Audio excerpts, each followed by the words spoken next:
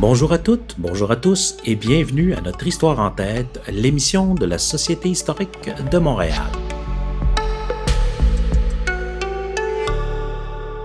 Bonjour et bienvenue à ce nouvel épisode de Notre Histoire en tête, l'émission de la Société historique de Montréal. Mon nom est Mathieu Trépanier et j'ai le plaisir aujourd'hui de recevoir l'historien Francis Lapointe pour évoquer avec lui un sujet qui, à ma connaissance, n'a pas encore été abordé dans l'émission. On est aujourd'hui, vous allez voir, dans l'histoire de la musique, mais plus particulièrement dans l'histoire du commerce musical à Montréal au début du 19e siècle, en tout cas dans la première moitié du 19e siècle. C'est un commerce qui, on va le voir avec notre invité, se décline sous tout plein d'aspects différents. C'est assez foisonnant. On va détailler tout ça ensemble, bien sûr. Mais tout d'abord, bonjour Francis Lapointe et merci beaucoup d'être avec nous aujourd'hui à l'émission. Merci Mathieu, merci beaucoup pour l'invitation. C'est vraiment un grand plaisir et un grand honneur pour moi là, d'être ici aujourd'hui avec toi. Et Francis, c'est donc ta première participation à l'émission. Alors d'habitude, c'est plutôt moi qui, si j'ose dire, établit le pédigré de nos invités, mais on change de formule aujourd'hui. Est-ce que, pour le bénéfice des gens qui nous écoutent, cher Francis, tu pourrais te présenter succinctement, s'il te plaît? Bien sûr, succinctement, toujours le grand défi. Je suis... En radio, oui. D'abord, je suis un passionné de musique et d'histoire depuis mon enfance, j'ai jamais arrêté de vouloir en savoir plus sur le passé, en fait. Et je dirais que depuis 25 ans, en fait, je travaille de près ou de loin, là, d'une façon ou d'une autre, avec les instruments de musique. J'ai développé donc une expérience assez intime des instruments, de relation aux musiciens, à la société, à l'environnement.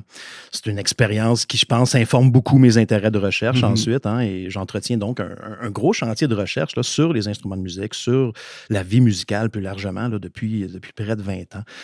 Tout ça, ces questionnements-là m'ont ramené plus récemment à l'école, sur les bancs d'école, et j'ai complété donc dans les dernières années, 3 certificats touchant à l'histoire, la musicologie, l'histoire de l'art et la muséologie, avant là, finalement de conclure ça par une maîtrise en histoire là, à l'UQAM tout dernièrement, là, sous la direction de Johan Burgess. Oui, puis on se retrouve aujourd'hui, donc justement, suite au dépôt de ton mémoire de maîtrise. Et c'est très intéressant parce que ça touche pas tellement, en fait, l'histoire de l'art, mais c'est vraiment la musique vue sous l'angle d'une industrie, en particulier.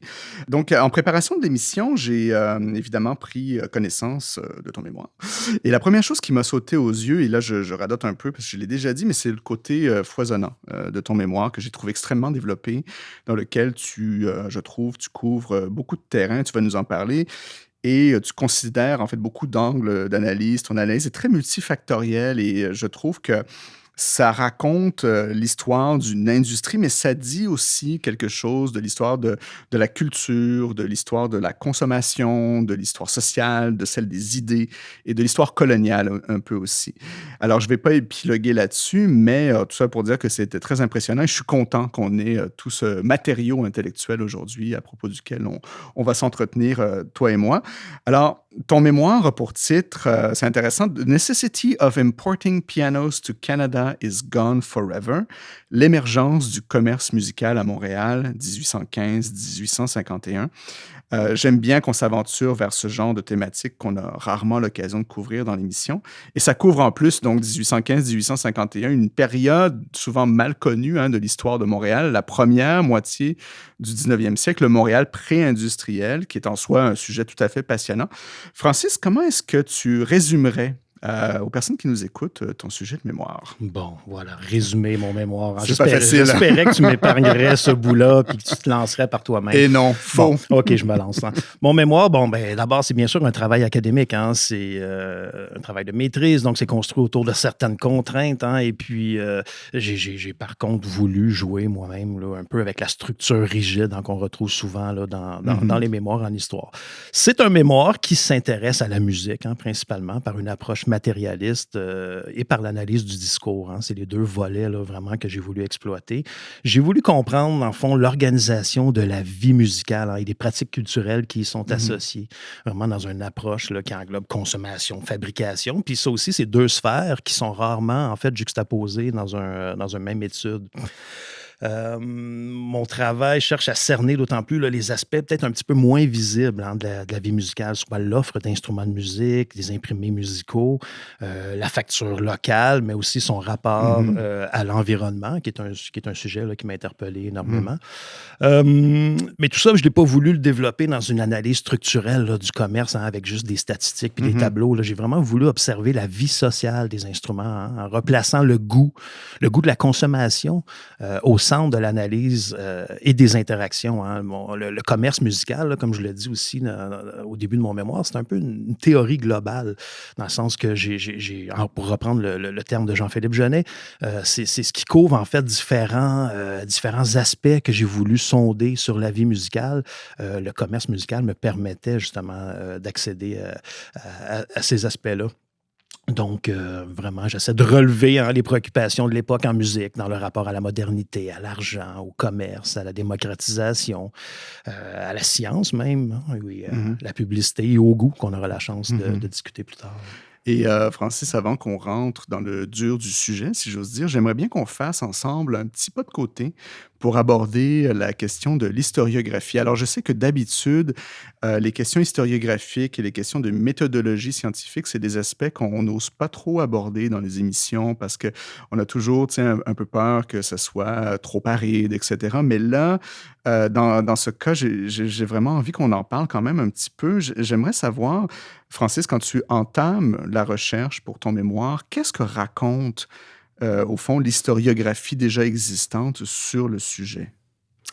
Oui, bon, mais écoute, en ce qui a trait au commerce et à la facture instrumentale, principalement au Canada, c'est un sujet qui, honnêtement, a été très peu traité. L'historiographie canadienne, là, en termes d'histoire de la musique, pour le 19e siècle, la période qui m'intéresse, repose encore largement là, sur les travaux d'un type qui s'appelle Helmut Kallmann. Helmut Kallmann, c'est un historien, musicologue, qui a travaillé surtout dans les années 50-60.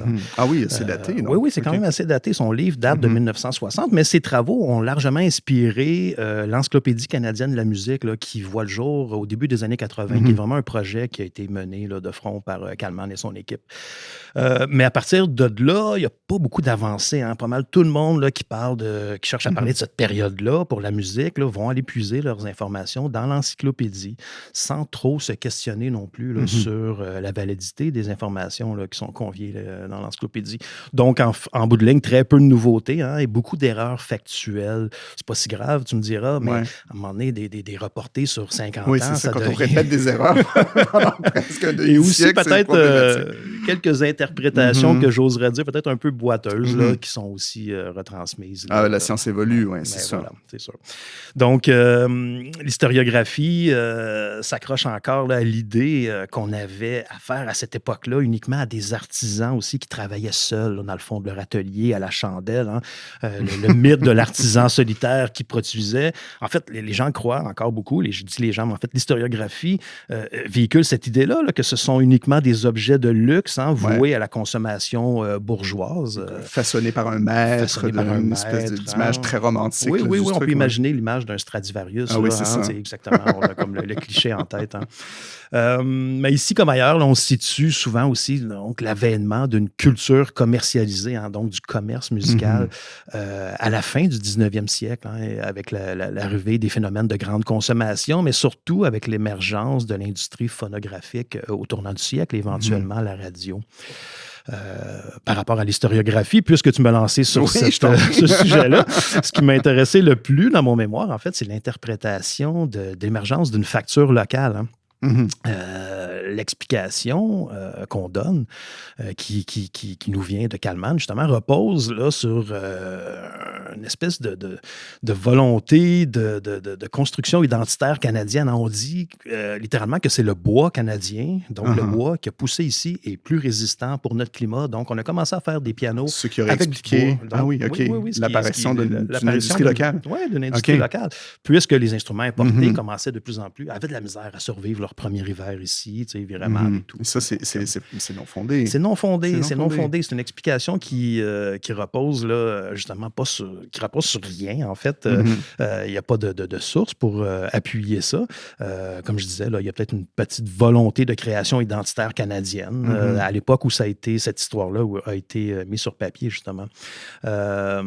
Puis c'est encore repris, là, je le vois encore dans des travaux de doctorat là, très, très récents. Comme si ça avait été une volonté purement culturelle de voir l'apparition d'une industrie locale. En fait. Mais en fait, non. C'est ce que ton mémoire montre. C'est ce que mon mémoire, je crois, montre. Bon, enfin, fait que, au niveau de l'historiographie, devant je te dirais, l'absence de documents ou d'études intéressantes là, ici même, il faut aller ailleurs. Hein, donc, il faut dialoguer avec les historiographies qui nous viennent d'ailleurs, aller s'informer, hein, puis rapporter un peu là, ce qui nous concerne, rapporter à notre réalité, là, si on veut. Et c'est là qu'intervient ce qu'on pourrait aussi appeler une histoire connectée, hein, au dialogue de l'historiographie, pour arriver justement à une histoire là, qui est peut-être moins nationale, mais résolument plus compréhensive, là, à mon sens. Donc, tu vas aller piocher dans plusieurs littératures, c'est ça? Exactement, exactement. Moi, c'est sûr que je m'approvisionne dans la littérature organologique, hein, musicologique beaucoup, mais évidemment aussi beaucoup en histoire. Là. Et pour les excuse-moi, Francis, pour les profanes qui nous écoutent, dont moi-même, littérature organologique, qu'est-ce que tu entends par là? Oui, organologie, on a le mot orgue là-dedans, donc c'est l'étude des instruments de musique. L'organologie est une discipline, en fait, en soi, une branche de la musicologie, en fait, qui s'intéresse vraiment à l'étude des instruments de musique, dans leur matérialité, mais aussi dans leur résonance sociale, si on veut. Ouais. Donc, oui, une historiographie internationale, hein, au niveau de la consommation. Je suis allé lire des historiennes anglaises, surtout comme Maxine Berg ou Anne Birmingham, des femmes qui ont étudié beaucoup la consommation au niveau de la culture. Hein. Et donc, l'enjeu aussi, c'est de parler de commerce et de musique en même temps. Oui, ce sont deux concepts hein, que les gens ont tenté plutôt de tenir à distance l'un de l'autre hein, au fil du temps. Mais on a toutefois là, beaucoup de travaux plus récents en musique là, qui datent des 20 dernières années. Des travaux surtout européens hein, qui tentent justement là, d'incorporer l'aspect commercial comme un élément important là, de l'analyse historique, même pour le début du 19e siècle. Hein. Et par contre, même si l'historiographie là, européenne là, est bien intéressante à ce niveau-là, elle a ses limites. Hein. Il faut, à mon avis, absolument retourner vers les archives. Hein. Surtout en ce qui concerne l'historiographie, en fait, l'histoire au Québec. L'histoire au Québec, il faut réinvestir profondément les archives hein, pour faire ressurgir là, l'histoire d'une vie musicale là, qui serait un tant soit peu décloisonnée, finalement. Et puis, justement, quel genre de sources tu as consulté dans ton mémoire, en fait, pour élaborer ton mémoire, pour justement voir au-delà de ce que tu as vu comme cloisonnement historiographique, en fait? Absolument. La presse d'époque, hein, qui est une source incroyable, hein, tout comme le sont les archives notariales et judiciaires au Québec. Hein. On a vraiment, au Québec, là, des archives notariales les mieux préservées au monde et de plus en plus accessibles aussi. C'est très intéressant. Ce genre de sources, on ne soupçonne pas ce genre de sources pour absolument. l'histoire. Devant l'aporie des sources, devant le manque là, de sources, quand j'ai commencé à vouloir aller plus loin, je suis allé creuser. Je me suis dit, où je peux trouver de l'information sinon? Puis là, j'ai commencé à fouiller dans les archives notariales par moi-même, dans les archives judiciaires et tout ça. Puis ça s'est avéré finalement des corpus archivistiques super intéressants, là, ou dans lesquels, de prime abord, on ne pense pas qu'il y a de l'information sur la musique. Non, c'est ça, on n'y pense pas. Est-ce que ça raconte quelque chose des fabricants, des histoires de musique? Oui, absolument. Il y a toutes sortes d'interactions commerciales, des interactions sociales aussi. On va trouver toutes sortes dans les archives notariales. Surtout, on a toutes sortes de contextes dans pourquoi on se présentait devant le notaire dans les années 1800. Mais puisque mon intérêt et mes questionnements reposaient beaucoup sur le commerce, il y a beaucoup on va chez le notaire parce qu'on a de quoi officialiser, on avait de quoi à mettre sur papier. Hein. C'était des situations qui sortaient un peu de l'ordinaire hein, pour les activités de tous les jours. On ne se rendait pas chez le notaire nécessairement. Et les archives judiciaires, c'est très riche encore une fois. J'ai été peut-être chanceux de trouver beaucoup de causes hein, dans les archives judiciaires qui qui impliquait finalement là, les premiers acteurs d'une industrie montréalaise en musique. Donc, ces témoignages-là que je trouvais dans les cours judiciaires m'ont permis vraiment là, d'approfondir mon sujet d'une façon qui était quand même inespérée. Là, je te C'est dirais, au vraiment départ. intéressant, comme quoi la multiplicité des sources, c'est vraiment Absolument, extrêmement absolument. important. C'est très important. Et la pluridisciplinarité aussi de la recherche et de la faire rencontrer, ça, je pense que ça illustre vraiment bien. Il y a aussi les objets en soi, hein? C'est les instruments. Oui. Ben, tu le sais un peu, je suis collectionneur d'instruments depuis très longtemps, depuis à peu près 25 ans. Et puis, dans les dernières années, j'ai vraiment commencé à focusser plus sur une collection montréalaise, donc des instruments fabriqués ici à Montréal. Mais les objets aussi, c'est pas juste les instruments. J'ai beaucoup d'archives papier, hein, beaucoup de partitions, beaucoup de documents qui témoignent aussi des activités commerciales de l'époque. C'est très intéressant de considérer l'instrument, l'objet, comme une source historique lui-même. Absolument. Ça, c'est vraiment passionnant. Puis ça, c'est quelque chose, on parlait d'organologie tantôt, mais c'est quelque chose qui me vient de cette discipline-là, d'être capable aussi d'observer la matérialité et d'en tirer certaines interprétations, ou en tout cas, bref, de voir ne serait-ce que l'évolution, la facture d'un instrument, hein, par comment il est fabriqué. C'est vraiment très intéressant. Et le titre de ton mémoire s'ouvre sur une citation, et je l'ai dit tout à l'heure, mais je vais la répéter, c'est « The necessity of importing pianos to Canada is gone forever ». Je vais me permettre une traduction libre, mais la nécessité d'importer des pianos au Canada a désormais cessé pour toujours. Hein, je pense que je traduis à peu près correctement. Est-ce que tu pourrais nous raconter d'où vient cette citation et ce qu'elle signifie? Absolument. Je trouvais que c'était quelque chose de vraiment intéressant au point de le mettre en titre de mémoire. Hein, mais c'est une citation qui vient d'un type nommé John Leeming, qui était un commerçant, encanteur, un commerçant assez influent là, au début du 19e siècle, hein, qui avait été commissaire du comité montréalais là, chargé de représenter le Bas-Canada à la grande exposition universelle de 1851 à Londres. Donc, après qu'un piano là, d'un entrepreneur commerçant montréalais, John Winchester Herbert, qui est un des premiers fabricants commerçants là, ici dans le domaine de la musique, un de ces pianos donc, qui avait été envoyé à Londres a obtenu des super bons commentaires à l'exposition. Ah oui. Puis Leeming, là, donc lui qui était lui-même là, un grand importateur de pianos britannique dans les années 1840, ben, déclare là, après l'exposition, là, lors d'un banquet festif ici même à Montréal, qu'il n'est maintenant plus nécessaire d'importer des pianos anglais. Hein? Donc la colonie a enfin atteint c'est comme si on avait atteint notre point d'autonomie. Hein? Mais tu sais, il faut se rappeler aussi qu'on est tout juste après l'abolition là, de mesures protectionnistes hein, qui gardaient la colonie dans une certaine relation mercantile. C'est là la dimension histoire coloniale de ton mémoire qui est vraiment intéressante, qui est un des facteurs importants. Ouais. Donc, un quart de siècle après l'apparition d'une facture locale en piano et en orgue, hein, cette industrie-là clame maintenant là, son indépendance, hein, son autonomie. Hein.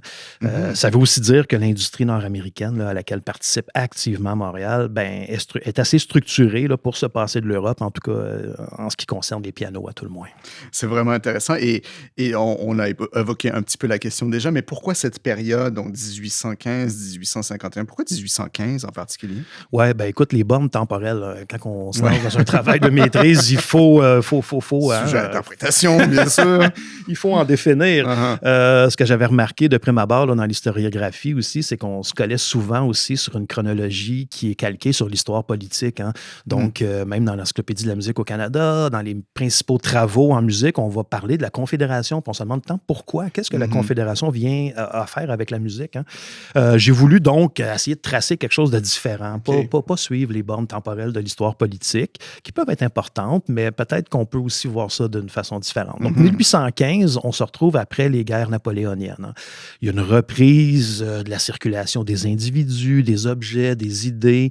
On le voit aussi beaucoup dans la presse. Hein. Il y a vraiment une apparition des publicités de vente d'instruments. Là. Il y a vraiment comme un dynamisme qui reprend. Ouais. J'aurais pu aussi dire 1800 puis faire quelque chose de rond, là, mais je trouvais ça intéressant de me situer justement dans cette période-là qui est un regain, si on veut, là, de commerce au niveau international. Vraiment. J'imagine que l'immigration britannique qui explose à partir de ce moment-là doit faire venir aussi une certaine expertise dans la colonie. Exactement. Ouais, exactement. C'est ça, hein? Ben oui, il y a beaucoup d'individus. Puis quand je dis les individus et les objets et les idées, hein, ils circulent largement par Montréal. Puis on a beaucoup de fabricants qui arrivent d'Angleterre, qui émigrent. Et Montréal est une porte d'entrée.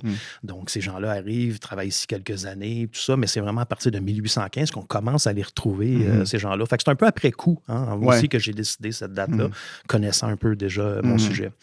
Je me suis arrêté à 1851 par la suite parce que là, on a comme une première génération qui ont été en activité. Je parle beaucoup d'un individu qui s'appelle George Hooper Mead dans mon mémoire, qui est un des premiers commerçants, un des premiers fabricants établis ici. Mead décède en 1851, donc ses affaires sont reprises par des plus jeunes, puis il y a vraiment une nouvelle génération aussi qui s'installe à partir des années 1850. Mais aussi parce que c'est l'exposition universelle de Londres que j'évoquais un peu plus tôt. C'est une balise. C'est un moment important. Je veux dire, on est la seule colonie à exposer des instruments à l'exposition universelle de Londres. Il y a des centaines d'exposants d'instruments de musique, presque tous européens, quelques Américains, mais vraiment ici, là, on est les seuls représentants coloniaux à présenter des instruments avant en cuivre avec John Macpherson et un piano, là, comme j'ai parlé tantôt, avec John Winchester Herbert. Ouais. C'était une période aussi, corrige-moi si je me trompe, Francis, mais pré-industrielle. J'imagine qu'à partir du moment où il y a une fabrication de masse dans les périodes plus tardives, on est ça doit changer complètement, en fait, le rapport commercial, en fait. Oui. Il y a tellement de choses qui changent dès le milieu du siècle.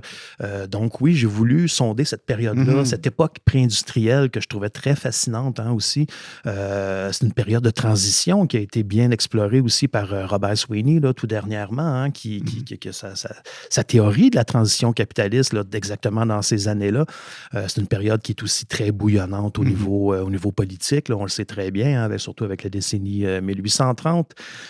Mais c'est somme toute une période qui est plutôt négligée, comme tu disais en introduction, par les chercheurs en histoire. C'est une période qui reste un peu dans l'angle mort, si je dirais. On a des travaux importants plutôt. Ma directrice en a fait par elle-même. Elle étudiait les artisans du cuir à l'époque pré-industrielle, tout ça. Mais après ça, si on se met à creuser, à chercher, il n'y a pas de temps. On n'a pas bâti beaucoup sur ces premiers efforts. Une période mal connue, mais justement, parce qu'on est historien et qu'on veut toujours savoir qu'est-ce qui s'est passé un petit peu avant, si je peux me permettre un aparté, justement, c'était comment avant? Quand on est en 1815, là, la culture commerciale, musicale, on arrive d'où, en fait?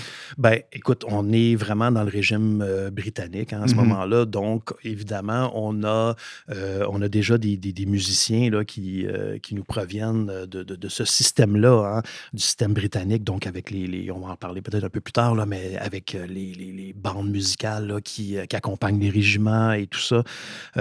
Mais au niveau du commerce en tant que tel, ce qu'on peut remarquer, en fait, c'est qu'il n'y a pas une industrie autonome qui est encore développée. Et puis, le commerce passe par les mains des encanteurs. Vraiment. Ah oui, ils ont la main mise. Ils ont la main mise sur le commerce des gros instruments, surtout. Les pianos qui doivent être vendus vite. Les pianos arrivent d'un cale de bateau.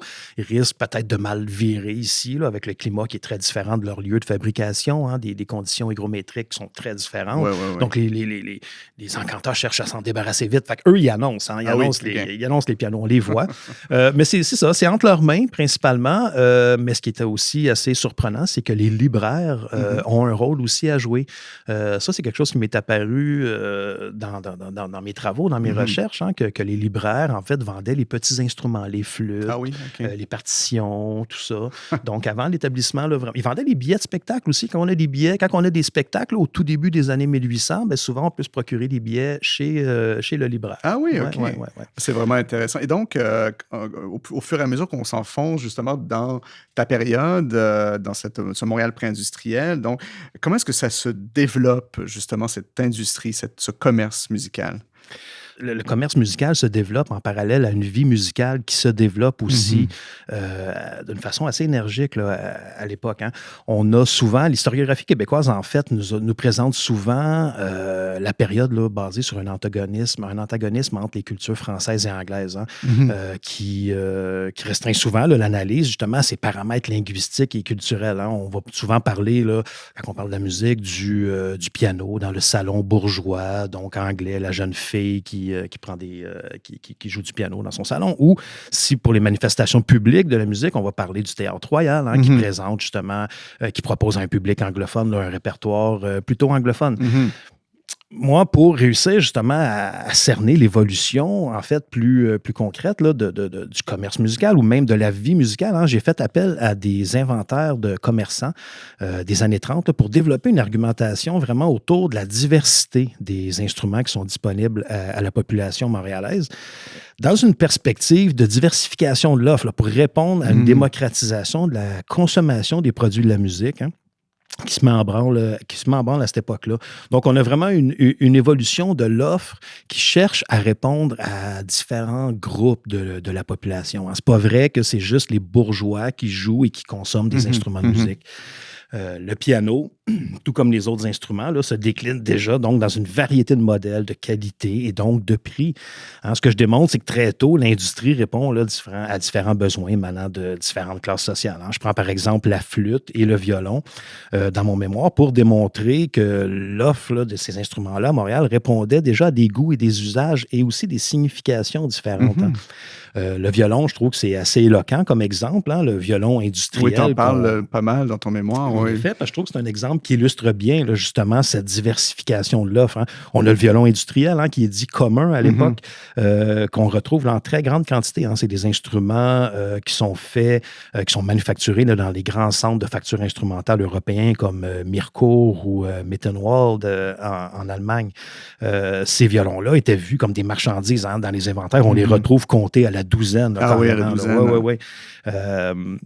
Ces violons-là étaient achetés par des immigrants irlandais, on suppose, parce que je n'ai pas évidemment des registres d'achat, écossais, ou par des Canadiens français aussi peu fortunés. Hein. Ils étaient aussi redistribués vers des marchands de village ou des postes de traite du Nord-Ouest. Mais en même temps, on retrouve aussi le violon italien fait main, hein, qui est acheté par des gens qui se disent connaisseurs, souvent des riches bourgeois ou des musiciens professionnels. Puis c'est la même chose pour la flûte, qui est un instrument là, à l'époque qui est très populaire chez les hommes. Hein. C'est un instrument qui est uniquement joué par les hommes. C'était mal vu pour une femme d'amener un instrument à la bouche là, à l'époque. Donc, pour les flûtes, oui, il y a des modèles avec des clés. Hein, les clés en argent, 8 clés en argent, ça vaut 5 livres. Là. C'est quand même beaucoup d'argent à l'époque, alors que la flûte le modèle le plus de base, là, tu vois, se détaille souvent à 20 shillings et est disponible là, en très grande quantité pour la multitude. Là. Il y a si je peux me permettre une parenthèse, Francis, dans ton mémoire, tu parles des instruments qui, dans une perspective coloniale aussi, tu as des instruments qui transitent en Inde et qui reviennent, enfin qui arrivent ici dans la colonie. Et eux sont considérés comme des instruments un peu moins chers, hein, c'est ça? Ben, en fait, oui. Il y a des instruments qui sont fabriqués dans d'autres centres de fabrication, mais tout passe par l'Angleterre. Hein. Je pense que ce que tu veux dire, c'est à un moment donné, j'examine un peu les réseaux d'approvisionnement. Et puis, ces instruments-là, en fait, puis il y a des études là, qui nous parlent de ça pour d'autres sortes d'objets. Je pense à l'étude de Vallière et Desloges, là, qui est très bonne là, sur ce sujet-là. Donc, il y a une redistribution, il y a une importation en Angleterre et puis il y a une redistribution vers le Canada. Okay. Donc, c'est souvent, oui, en effet, les instruments les moins dispendieux, là, les plus abordables, là, qui suivent cette route-là, si on veut. Ouais. Francis, on arrive déjà à la fin de la première moitié de l'émission, donc ça passe très, très vite. Et je te propose donc qu'on prenne une petite pause musicale et on se retrouve tout de suite après pour la suite de l'émission. Très bien.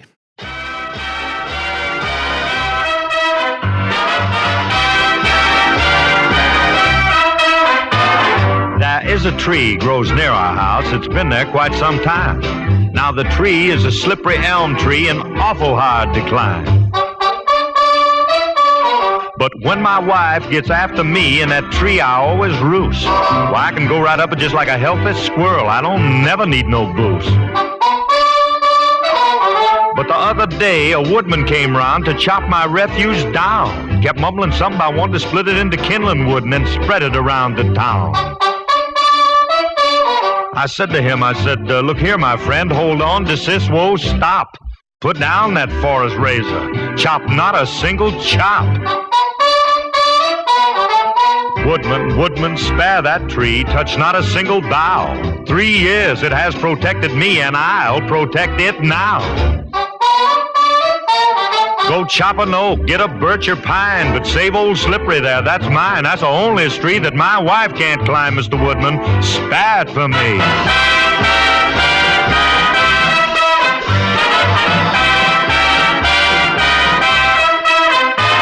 I said to him, I said, Woody, can you see that hole way up near that old treetop? I got $5 in soft money up there, and it's yours if you refuse to chop. Now, no one can climb that tree but me because, really, friend, it's too slippery. Fact of the matter is, I can't get up there very well myself unless my wife is after me. Now, I'm going to go home and get my wife and proceed to call her a very naughty word. Then all you do is stand by while I do that imitation of a bird. Now, you ain't going to know just where I go, that is, while my wife's around. But the only thing I ask you, Mr. Woodman, if you don't see me here on the ground, Woody, you gonna spare that tree, touch not a single bough, 'cause I'm gonna drop old 5 down to thee, the one I promised thou. Oh, but you must make that axe behave, because old Slippery there just must be saved. That's a borderline between me and the grave. Mr. Woodman, spare it. Spare that tree for me.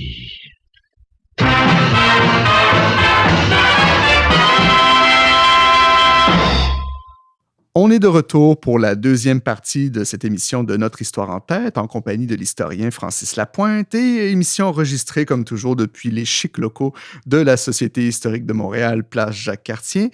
On vient d'entendre une pièce musicale sélectionnée par toi, Francis. Est-ce que tu peux nous en parler un peu? Oui, absolument. Hein? Woodman Spare That Tree, hein? C'est une des premières pièces populaires là, avec un propos écologique. Hein? C'est une pièce qui, je l'ai choisie parce que c'est une pièce qui était très à la mode au cours des années 30. Hein? Et d'ailleurs, été jouée pour une première fois là, sur les scènes montréalaises en juillet 1838 hein, par celui qui a mis ce poème-là, c'est un poème initialement, qui l'a mis en musique, un type qui s'appelait Henry Russell. Henry Russell, c'est une vedette très populaire à l'époque, hein, et cette pièce de musique, là, justement, se retrouvait à l'époque disponible à la consommation en partition hein, chez les commerçants montréalais. C'est une pièce qui a fait son chemin dans l'histoire, qui a été enregistrée de multiples reprises, hein, notamment cette version de 1947 par le chanteur Phil Harris. Merci beaucoup, Francis, pour l'intermède musical. C'est très apprécié. On s'était laissé avant la pause sur, évidemment, la question des instruments de musique, mais j'aimerais ça qu'on parle aussi, et tu l'abordes dans ton mémoire, c'est une période où se développe également le phénomène des fanfares et ce qu'on appelait les bandes musicales. Est-ce que tu pourrais nous expliquer de quoi il s'agit? Eh oui, absolument. Écoute, dans cette diversité d'instruments là, que j'évoquais avant la pause, hein, je n'ai pas parlé des instruments de cuivre, hein, mais qui sont bien représentés dans les inventaires. On les retrouve là, en grande quantité, en grande diversité dans les inventaires des commerçants montréalais. Parce que durant cette période-là, naissent ce qu'on appelle les bandes, hein, les bandes musicales, les bandes amateurs, plus communément appelées là, les fanfares. Ce sont des ensembles formés autour d'instruments de cuivre principalement, hein, les cornets, clairons, cors et autres trombones. Il y a plusieurs facteurs qui contribuent à leur émergence à Montréal, mais un des plus importants est peut-être l'effet que génère sur la population, là, les corps de musique qui accompagnaient les régiments en garnison dans la ville. En me rendant à l'émission, tantôt, je passais par le Champ de Mars. Hein, il y avait des démonstrations publiques, là, des bandes musicales qui accompagnaient les régiments, ici même sur le Champ de Mars. Hein. Ces fanfares ont des origines militaires. Absolument, absolument.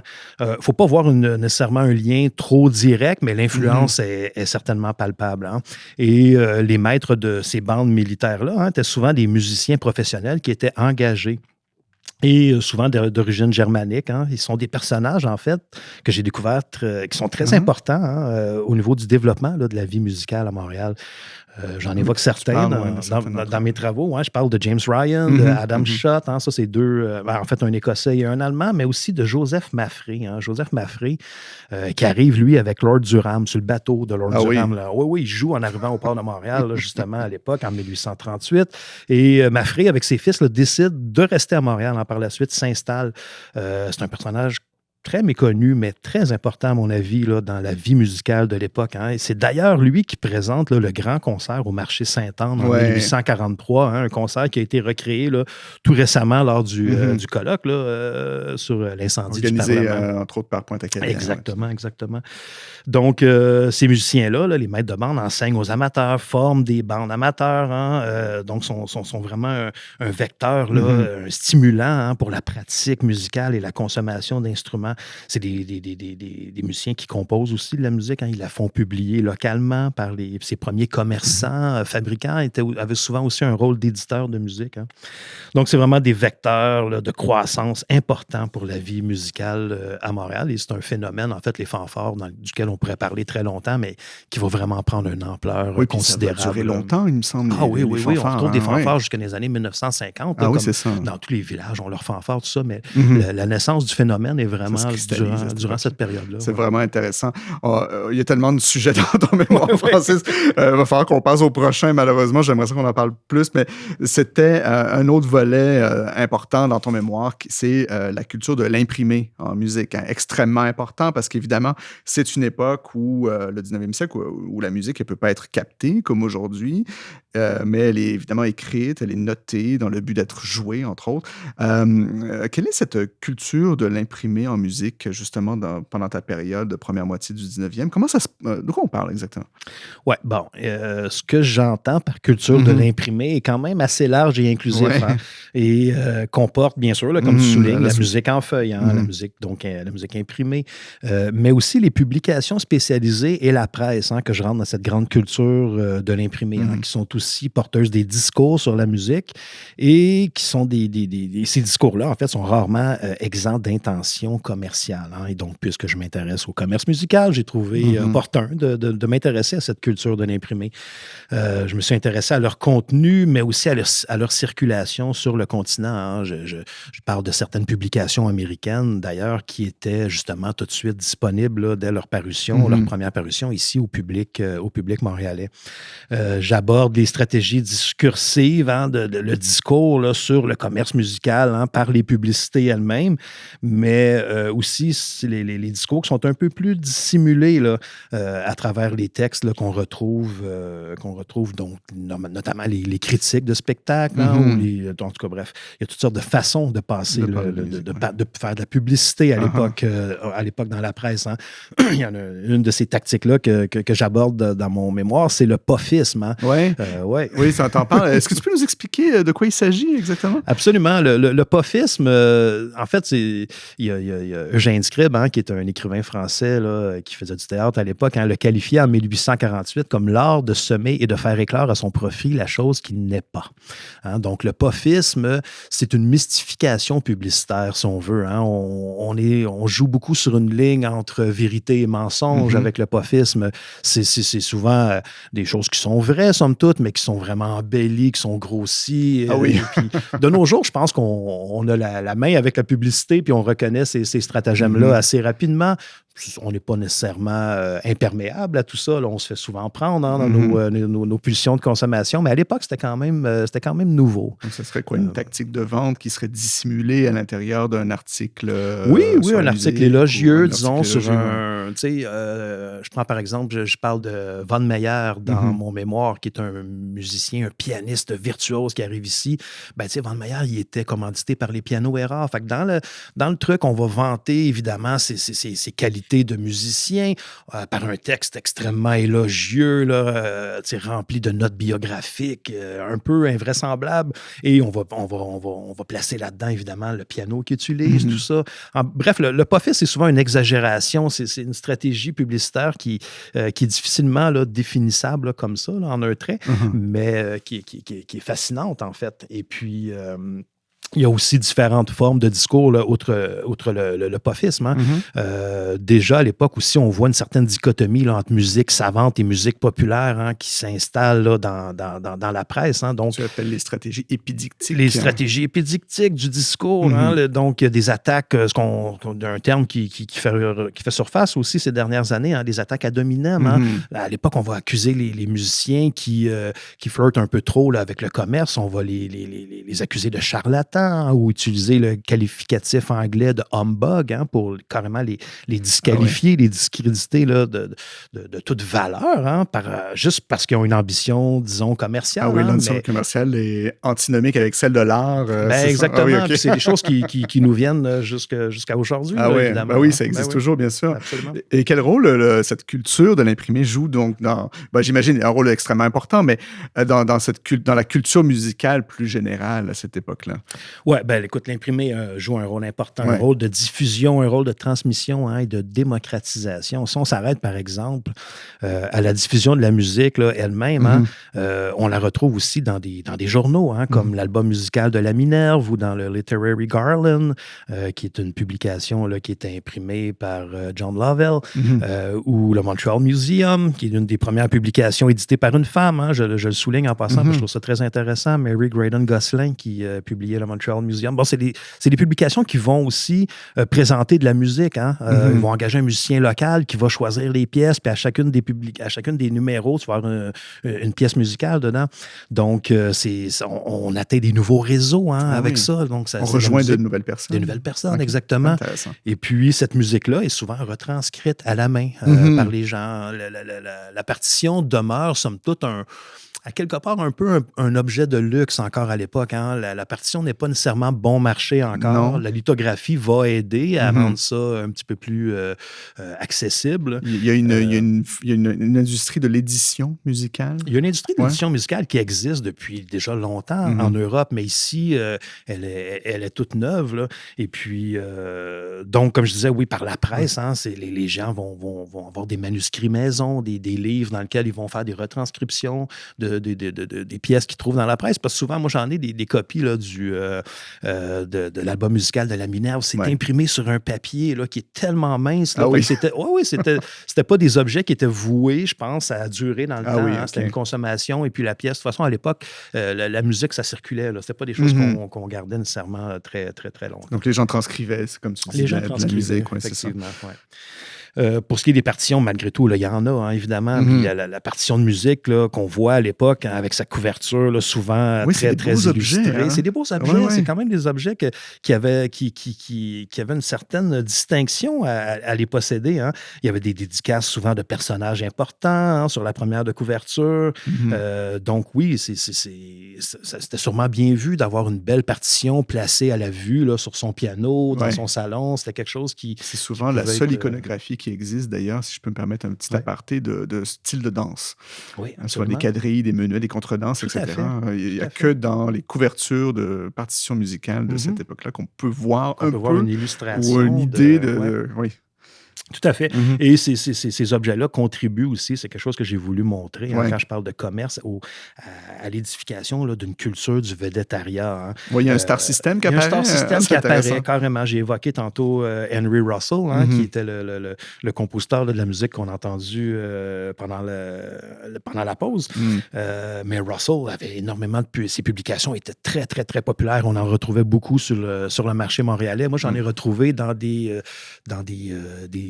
albums, hein, compilés à l'époque, donc des pièces d'Henry Russell où on voit une très belle gravure de lui sur la page couverture. Donc, puis on mentionne bien que c'est fait à partir d'une photographie. Donc, Ah oui. oui. Donc là, on a l'impression d'avoir quelque chose de vrai, d'authentique. Ah oui, ok. Il y a un autographe souvent aussi. C'est les partitions à Uh-huh. cette époque-là. On va avoir un autographe, donc un geste, hein, de l'artiste lui-même, ce qui fait que le consommateur a l'impression aussi d'accéder à une Oui, certaine il achète un intimité. peu la Ouais, il achète plus-value symbolique. Exact, C'est pas mal exact. ça. Ouais, Ah ouais. ouais.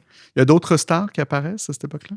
Ah oui, il y a toutes sortes les virtuoses. Hein. Les virtuoses sont les premières stars, là, Ah oui, vraiment. ok. Là. Donc, il y a les chanteuses comme Anna Bishop aussi, que je parle dans mon mémoire, qui est une chanteuse plus lyrique, je dirais, mais les virtuoses sont vraiment les premières vedettes là, du monde de la musique. Ouais. Donc, tu mentionnes, Francis, l'apparition de cette culture de l'imprimé, notamment.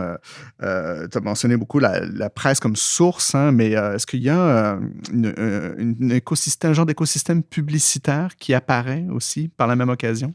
Oui, forcément. Hein. Puis, pour moi, c'est un matériau qui est très important puis qui est très riche. Hein. Quand j'ai commencé, on en parlait en début d'émission, je me demandais quelle source que je pourrais utiliser pour approcher la musique de l'époque. Ben, mon premier réflexe a été d'aller vers les publicités. Donc, oui, un écosystème publicitaire, on va retrouver des publicités dans une multitude de journaux d'époque. Je n'ai pas encore réussi vraiment à déterminer là, s'il y a des affiliations ou si on annonce dans tel journal parce qu'on aurait une attirance vers cette clientèle potentielle ou un autre. Là. Bref. Mais cet écosystème publicitaire se développe aussi par la commandite d'artistes de passage. Tu vois, si on a, je fais référence à un type qui s'appelle Louis Major, un virtuose français totalement oublié de nos jours, mais qui passe ici en 1836. Fait que là, on va avoir une publicité dans laquelle George Meade, à l'époque, le commerçant principal à Montréal, va dire, ben écoutez, c'est mon piano que Major va utiliser lors de son spectacle. Donc, quand on parle d'écosystème publicitaire, c'est qu'il y a un entrelacement de différents intervenants. Donc là, on a un spectacle qui est produit sur une scène montréalaise avec un musicien qui nous vient d'ailleurs, mais on a le commerçant montréalais qui, lui, fabrique des pianos, qui va prêter son piano dans le but, évidemment, d'en retirer un certain bénéfice, d'une visibilité. Fait qu'il va l'annoncer dans l'annonce, en fait, du spectacle. Ça va être écrit que le piano est gentiment fourni par Meade. En tout cas, bref. Mais ça, c'est très riche. C'est quelque chose qu'on pourrait évidemment parler encore une fois. Absolument, là, et ça pourrait faire l'objet d'un mémoire de maîtrise en soi. Exactement. Et il y a un dernier aspect, Francis, que j'aimerais qu'on aborde, parce qu'on arrive dans le dernier droit de l'émission. Un aspect important qu'on a évoqué en début d'émission, c'est celui de la facture d'instruments qui se développe aussi à cette époque-là. La facture, évidemment, la fabrication et les fabricants d'instruments de musique. C'est quoi le portrait de cette industrie, de ces savoir-faire? Comment ça se développe durant ta période? Oui. Bien, on a évoqué plus tôt qu'on est dans une période pré-industrielle, avant 1850. Donc, c'est aussi une période de transition où le modèle artisanal pré-industriel est en pleine transformation, en fait.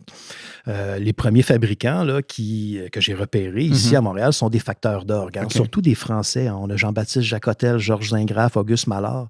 C'est intéressant, ça aussi, c'est quelque chose qu'il faudra approfondir éventuellement, parce qu'on a d'un coup un arrivage une immigration de Français, de facteurs d'orgue qui arrive ici. Mais le premier manufacturier de piano, en fait, le premier à établir littéralement une manufacture détachée de son lieu de vie ou de son lieu de commerce, et George Meade, qui se détache également du modèle de production centré sur l'unité familiale. Donc, dans le modèle pré-industriel, dans le modèle artisanal, on est beaucoup aussi encore dans une espèce d'économie morale là, qui est centrée autour de la famille, où tout le monde met la main à l'activité ou à la production artisanale. Ben là, on a George Meade qui, lui, dit non, écoutez, moi, j'ai ma boutique, j'ai mon lieu de vie et j'ai aussi ma manufacture. Donc, il établit sa manufacture sur la rue Chenneville, là, dans un quartier disparu maintenant qu'on appelait à l'époque Près-de-Ville, qui est le complexe des Jardins, finalement, maintenant. Qui aussi, d'ailleurs, là, en fouillant dans les sources, j'ai trouvé que c'est un coin qui a beaucoup d'artisans de bois qui s'établissent dans ce coin-là. J'ai vu Hilton et Baird, les meubliers là, qui sont établis là. Enfin, je pense aussi, si quelqu'un cherche un sujet, là, ça pourrait être un beau filon, ça. Donc, c'est ça. On est dans une période, tu vois, là, de production artisanale, mais il y a vraiment quelque chose qui se met en branle, là, qui change. On se dirige vers vraiment une production qui va être un peu plus standardisée en deuxième partie de siècle. Et donc, tout ça, là, vraiment, les prémices de tout ça, on les voit dans l'époque que j'ai étudiée par des nouveaux matériaux qui sont comme le fer. Techniquement parlant, les choses aussi. Les choses changent, c'est ça. Donc, dans les matériaux qu'on utilise, dans les techniques de fabrication, l'utilisation de la vis, ça nous paraît tellement anodin de nos jours. Et pourtant, mais une vis permet de démonter quelque chose, alors qu'un clou, c'est un peu plus permanent comme façon de fabriquer. Tu parlais aussi dans ton mémoire des cordes, par exemple. Il n'y a pas du tout dans le piano, mais les cordes d'instruments. Les cordes dans le piano, c'est gros dans le piano. C'est ça, on augmente, à l'époque, les registres du piano, donc le nombre de touches, donc le nombre forcément de cordes. On veut jouer aussi sur des scènes, donc on augmente la grosseur des cordes. Donc le tirant, il y a plus de tirants sur le boîtier du piano. Il faut modifier nos façons de fabriquer les pianos. Fait que tout ça, c'est comme un... Tu sais, ça se développe pas en vase clos, là. Les instruments, il y a toujours une relation aussi avec le musicien qui en demande un petit peu plus au facteur. Fais-moi un instrument qui va être plus fort, qui va me permettre d'aller jouer plus dans les basses et tout ça. T'sais. Fait que vraiment, on est vraiment dans une période de transition. La chaîne de production change aussi. La chaîne de production change. On a des nouveaux rôles qui apparaissent, celui du contremaître. Je l'ai abordé un peu dans mon mémoire, mais c'est quelque chose, encore une fois, qui est à approfondir. L'apparition du contremaître, c'est disruptif quand même là, comme personnage. Je veux dire, avant, on avait un modèle d'un maître artisan qui avait des apprentis à ses côtés. Hein. Il y avait une certaine évolution logique.